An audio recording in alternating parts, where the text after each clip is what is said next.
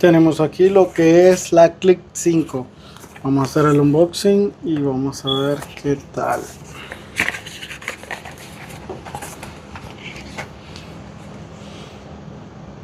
Bueno, tenemos aquí lo que sería la JBL. Este sería su entrada USB-C. Tenemos por el lado del costado, tenemos lo que es el encendido, el Bluetooth y la Eurocast. Aquí para pausa, para pasar la pista.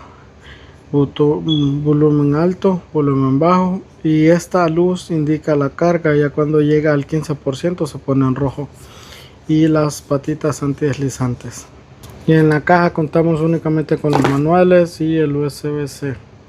Y esto vendría siendo lo que es una pequeña prueba de sonido. Como pueden ver, ahí está como el 60-70%.